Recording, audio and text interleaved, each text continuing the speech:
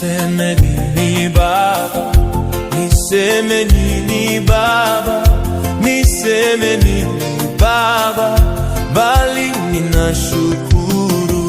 Niseme nini Baba, niseme nini Baba, niseme nini Baba, bali ninashukuru.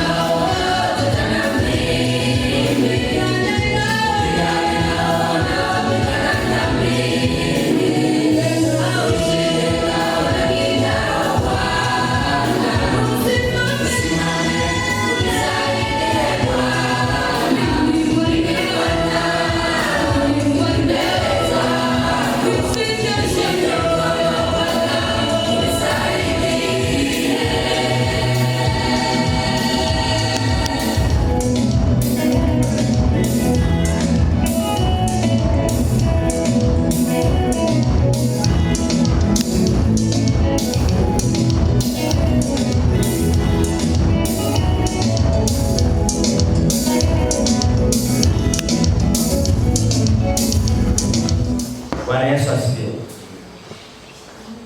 Na ninapenda nizungumze kwa muda mfupi sana katika ibada hii ya kumshukuru Mungu, ili turuhusu utaratibu ule wa nafasi hiyo, kwa sababu tuna nafasi nzuri ya kanisa kusimama na kusema maneno machache mbele za Mungu yenye nguvu. Amen. Amen. Fungua kitabu kile cha Zaburi ya 50. Kitabu kile cha Zaburi sura ya 50 mstari ni ule wa 23 peke yake. Kitabu cha Zaburi sura ya 50 mstari wa 23. Bwana Yesu asifiwe. Tutasoma huo mstari peke yake.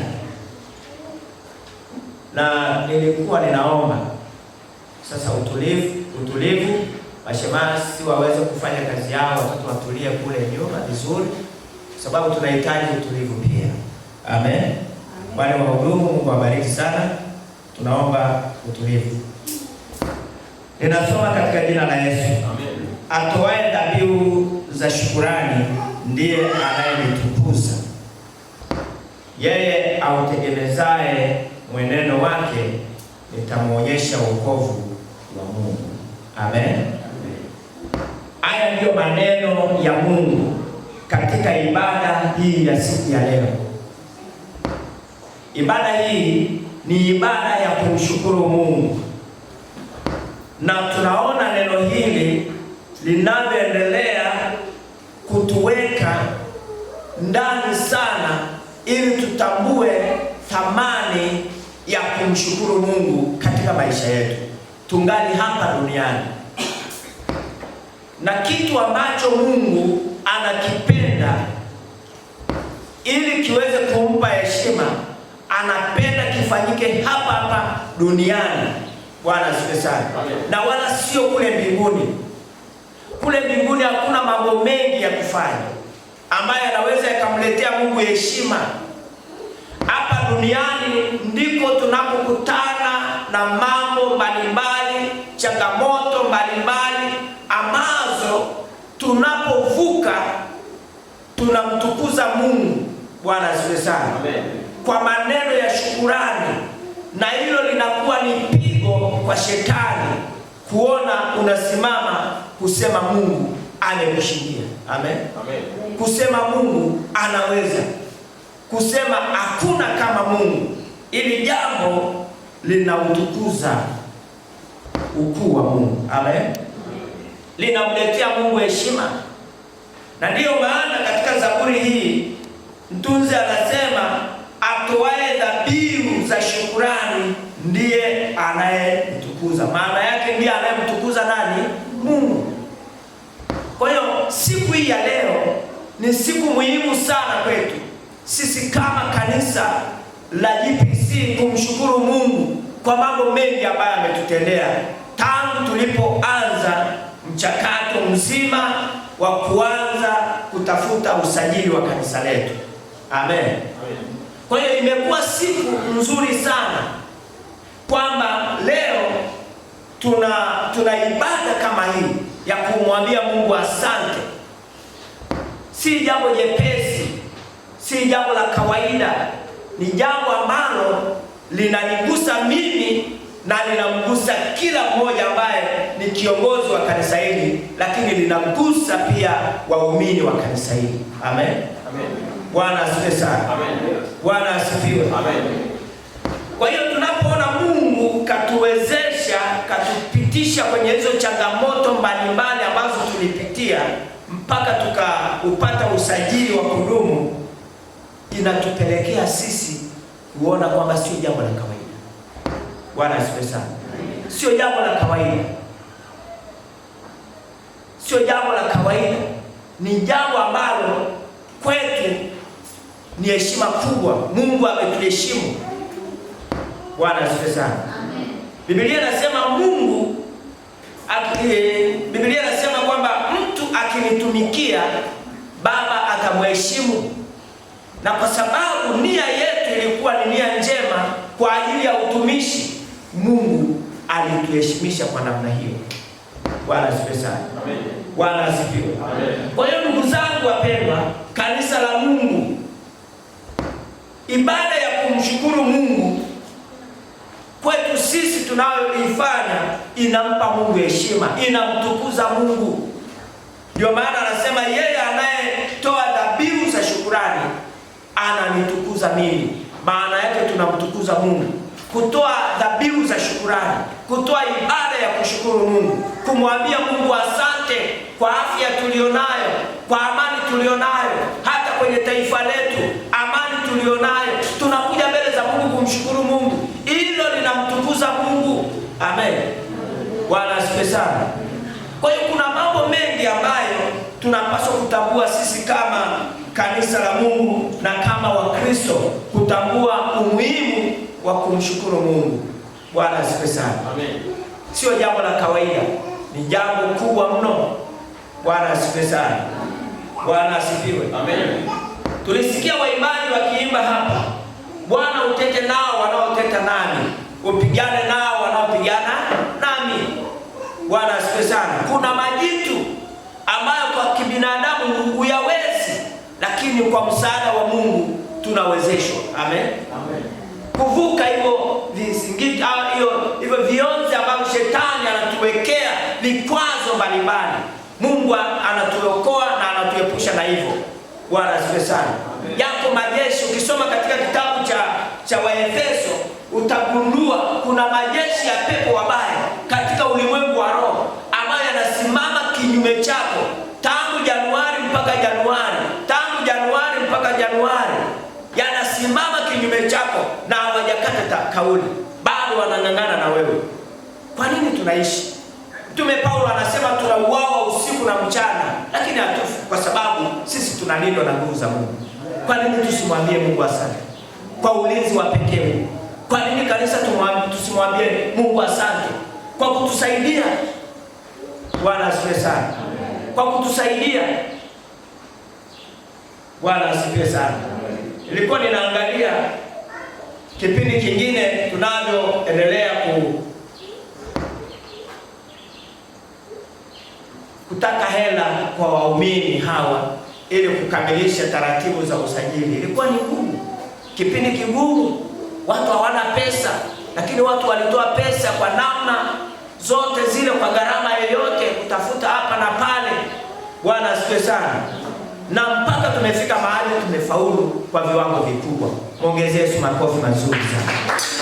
Ongeza makofi mazuri. Ibada hii ni ibada nzuri kabisa, ambayo ni ya kumshukuru Mungu.